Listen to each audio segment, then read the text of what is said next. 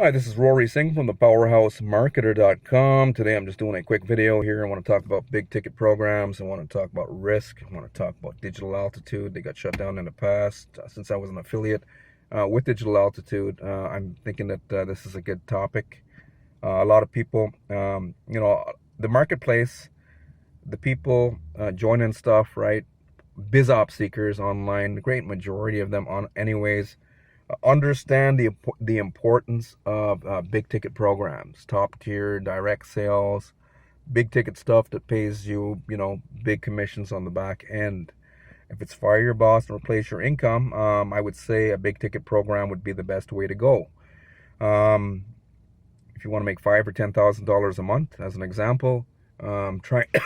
Here's some marketers trying to sell ClickBank products. Make $20, $20 commissions as an example. And imagine if your goal was 10,000, how many of those $20 commissions are you going to need, and how much traffic are you going to need to pump into that system that pays you $20 per sale in order to make 10 grand. Now with top tier, you can quickly make $10,000, right?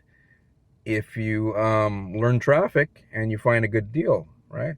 You can quickly make $10,000 with a big ticket program with just a handful of sales. So it's more feasible, especially if you use paid advertising.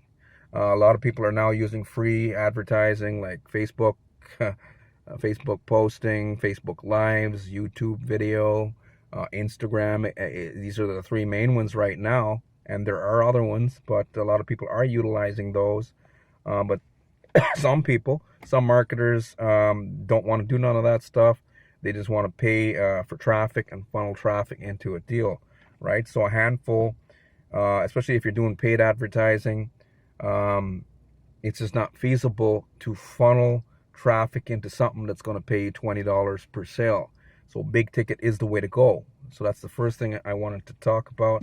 Now with Digital Altitude, a lot of people, I'm just using them as a reference here today because a lot of people are scared of risk, because they're like, oh my God, Digital Altitude got shut down, and that was a pretty good company. Moby got shut down, right, by Federal Trades Commission.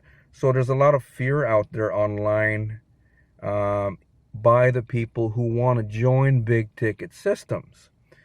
And this video, I'm hoping to clear up some of that fear, right, that's out there.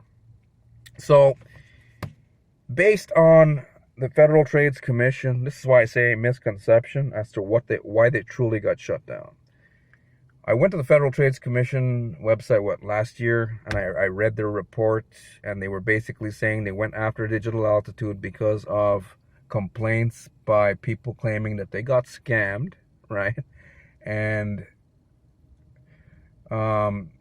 when they looked into Digital Altitude, the marketing wording that was used on their websites, the corporate websites with Digital Altitude, and even the lead capture pages, was basically telling people that they could earn a six-figure income in 90 days. Okay, so legally, technically, that would give the Federal Trades Commission enough incentive to look at your company.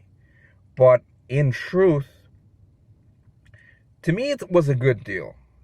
It was a big company and had good products. The price points, they started out with $1 trial, but they had like a $30 product after that. So $30 product on the front end went right up to $30,000. Some people may say, oh my God, $30,000 is a lot of money.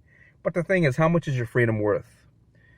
As I said, it's much more feasible to fire your boss with big ticket stuff. We got people in the brick and mortar world buying franchises, brick and mortar franchise, $500,000, $1 million a pop, to go and show up at a location to buy a job and work it for 60 to 80 hours a week.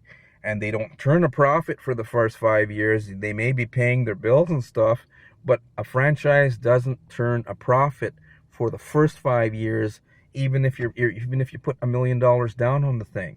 So when you look at a big ticket opportunity online, $30,000 is a drop in the bucket, right? because we know it's possible for people to create freedom for yourself, because we've seen other people do it.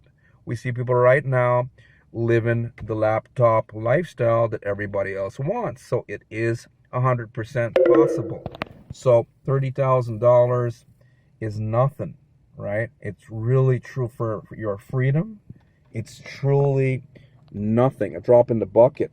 Now, with Digital Altitude, yeah, the terminology wasn't legally compliant with the Federal Trades Commission, but in truth, is the Federal Trades Commission, we call them consumer watchdog, right? Consumer watchdog, but are they truly out do they really care about the consumer? All I'm going to say is the Federal Trades Commission works for the super wealthy. The super wealthy controls the government, they control the media, they control religion, churches even, they control the corporations. They're the 1% of the population that controls the planet.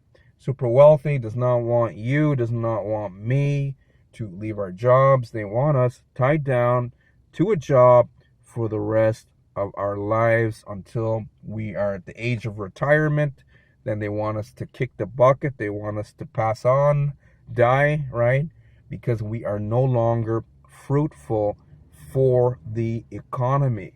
So what happened truly with Digital Altitude was, because it was a big ticket deal.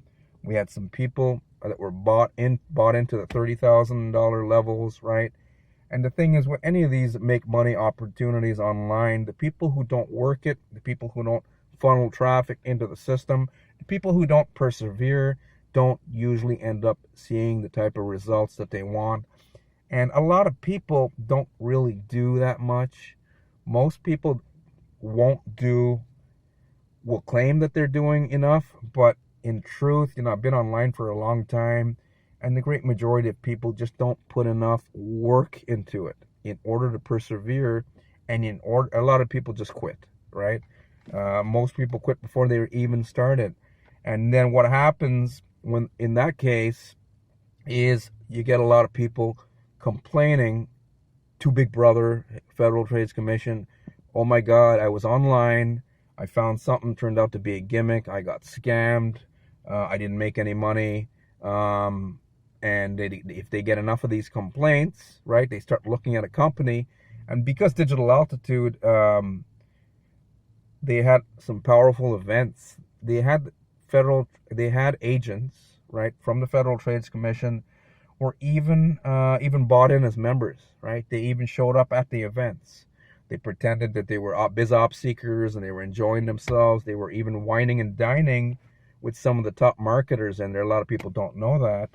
And when they got enough information compiled in their files to put a cease and desist order against the company, that is when they did it. But in truth here, it wasn't because they care about people, and it wasn't because, people got scammed, we want to take care of the public. It was because a lot of people were making money. A lot of people were making money with that system, including myself, right? The people who were funneling enough traffic into the system, it was converting on the back end. So the problem with this idea in the eyes of the government now, if they see something like this, even if you're getting if a company gets big enough, right? We had Simpson Sears here in Canada. I believe it got shut down. They closed down for whatever reason. But even with Sears, I seen Sears one time, they publicized some information. They said, Sears themselves said, we can't please everyone. We get people always bitching and whining and complaining about something. We sell them a good product, and then not everyone's going to be happy, and then they're going to put a complaint in. So once a company gets to a certain size, of course it will get complaints. Now with Digital Altitude here, because of the size of it and because of all of the momentum, because there were so many marketers marketing the thing, right? It got a huge wave of momentum. But in the end, right, the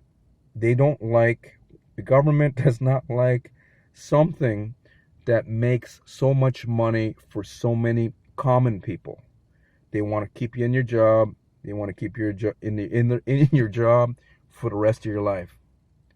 End of story. That's something to think about. Now, in conclusion to this video, for those of you who like big ticket but you're scared, right?